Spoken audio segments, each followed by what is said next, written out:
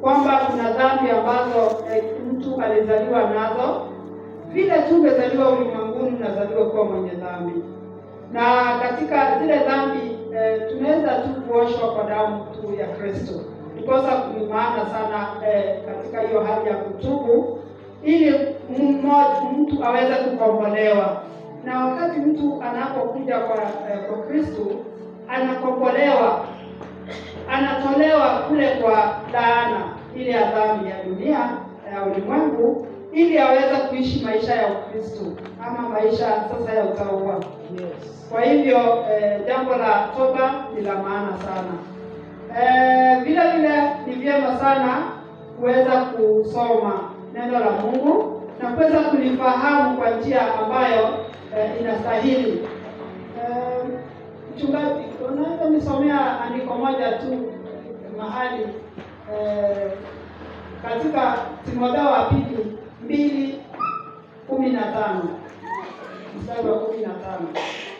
Timotheo wa pili 2:15.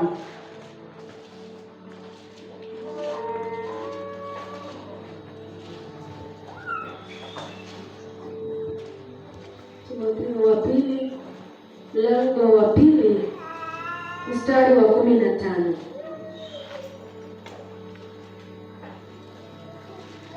Biblia inasema, jitahidi kujionyesha kwa Mungu kuwa umekubaliwa naye, mtendakazi asiye na sababu ya kuona aibu, ukilitumia kwa usahihi neno la kweli. Jiepushe na maneno mabaya yasiyo na maana, yasiyo na utauwa, kwa maana hayo huzidi kuwatosa watu katika kukosa heshima kwa Mungu. Ndio, nilikuwa tunataka huo mstari wa 15 kwamba jitahidi siku zote kujionyesha kwamba unakubaliwa na Mungu, mtendakazi ambaye si wa kuaibika, ukilitumia kwa halali neno la Mungu, yaani ukilitumia neno la Mungu inavyostahili. Ukisoma Kiingereza inasema study to show yourself approved unto God. Usome neno la Mungu na ujitahidi sana kujionyesha kwamba umekubaliwa naye, na ukitumia neno la Mungu kwa njia ambayo ni ya halali.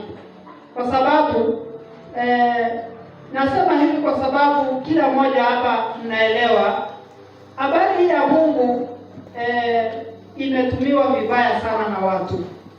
Kuna wahubiri wengi sana ambao wameweka unafiki na wanatumia neno la Mungu visivyo na wanapotosha wengi, lakini na waleti watu katika toba ile ya kweli.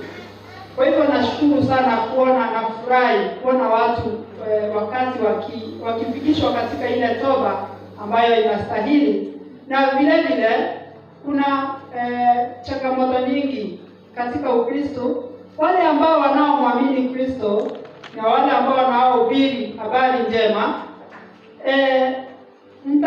mtashutumiwa na kutusiwa sana na watu, na kwa sababu ya kunena mengi, wakisema kwamba hawa watu labda wanaomba vitu havieleweki, wako na mambo ambayo hayaeleweki, wanaomba mashetani.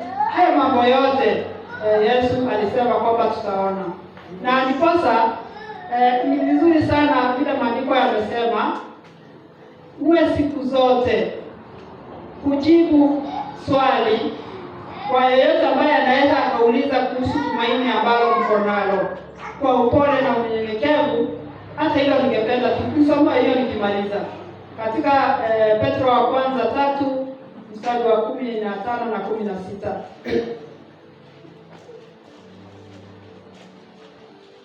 Petro wa kwanza 3 mstari wa 15 na 16.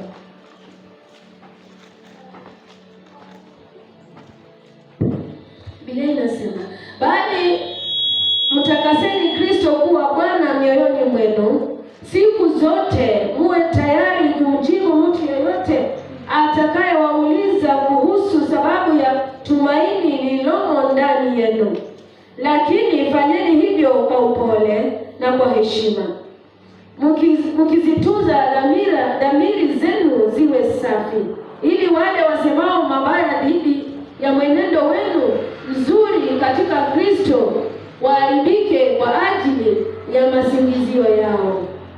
Vizuri. Kwa hivyo maandiko yanasema tuwe siku zote tayari kujibu kila mmoja ambaye anaweza akauliza kuhusu tumaini lililo ndani yenu, na kwa upole na upendo, na pia kukaa katika dhamiri safi, ili wale ambao wanaowasingizia mambo ambayo hayafai waweze kuaibika kwa sababu ya kuona msimamo wenu na kukaa katika utakatifu. Kwa hivyo mwenzangu, kuwa tayari, kama vile nimesikia ushuhuda wa mama vile amekuwa akitoa, vile ana ujasiri wa kuweza kuwavuta wengi na kuweza kueleza habari ya Mungu ili waweze kupambanukiwa na ule ukweli. Hivyo kila mmoja nawe na huo ujasiri mbele ya Kristo ili kuweza kujibu yeyote ambaye anaye kuuliza swali. Unaweza kuulizwa swali na mwingine unaona ni kama dhihaka kwa nayo, lakini hata huyo unahitajika umjibu kwa upendo na upole. Mwingine atakuuliza kwa kukucheka, lakini pia huyo umjibu kwa upendo na kwa upole na kwa hofu, kwa sababu unajua hili neno si letu. Hili neno tumepewa tuliangaze, tumefanywa taa tuweze kuangaza ulimwengu. Kwa hivyo kila mmoja ni vyema ajitolee, na nikosa ninasema Mungu akitujalia tukuwa na nafasi. Sasa saa hizi siwezi nikataka kuuliza maswali mengi ama tukaanza kujadiliana, lakini wakati tukipata nafasi na wale tunaweza kupata nafasi, ni mengi ambayo tungependa kujua, kwa sababu vile huwa nakutana na watu wa repentance, lakini wakati mwingine labda hatujakuwa na nafasi nzuri ya kuweza kuchukua maswali ambayo anakuwa nayo, kwa sababu unasikia mtu anakuambia jambo, unasikia ni jambo geni sana kwako. Unasikia mtu akikuelezea mambo ya nabii, unasikia hilo jambo ni geni, sijafundishwa hilo. Unasikia mwingine anakuelezea kuhusu mambo ya unyakuzi wa kanisa, unasikia na ni tofauti na vile ambavyo naelewa. Kwa hivyo hayo mambo yote mimi niko tayari kupata mtu ambaye anaweza akanijibu kwa upole na kwa hofu, kwa sababu kile ambacho napenda kufikia ni uzima. Mimi sipendi nipotelee ama nifuate watu nipotee. Mimi nataka uzima wa milele. Kama wewe unanipenda, basi si utanipendea uzima. Na kwa sababu nami nawapenda, kile ambacho nafahamu, tukiweza kuelezana, tukiweza kusoma maandiko, ni kweli tutaweza kufahamu mapenzi yake Mungu, ili tuweze sote kujua ukweli na ule ukweli uweze kutuweka huru. Hivyo naweza kosa kusema mengi, naweza kusema ni vizuri kwa sababu ya nafasi hii, na niseme ni shukrani Mungu akubariki Amos kwa sababu ya vile kujitolea umejitolea, na kanisa Mungu tu awabariki na watendee mema kwa kutukaribisha na kwa ule kujitoa kwenu.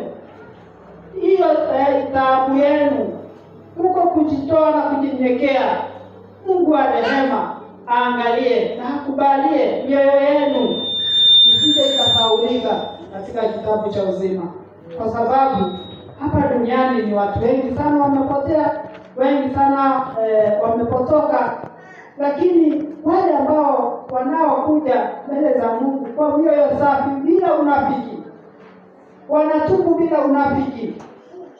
Unajua sasa kuna kile nilisema, kuna wachungaji na wahubiri wenu unapata wao ni ile tu watu waone kujionyesha, ama ile watu wakuje kwa sababu ya sadaka. Lakini vyema kila mmoja achunguze moyo wake na apende njia hiyo ya Kristo, aliye mwana wa Mungu, kwa sababu alisema yeye ndiye njia na ndiye kweli na pia ndiye uzima. Hivyo Mungu wetu atubariki sana. Jina nimesema ni Bumi. Mimi tulisoma na Amos, kwa hivyo mimi ni mwalimu kama yeye. Nafundisha huko kote nyumbani. Nafurahia. Asanteni, Mungu awabariki. Let us clap to Jesus. Tunafurahia sana kwa hilo neno la himizo.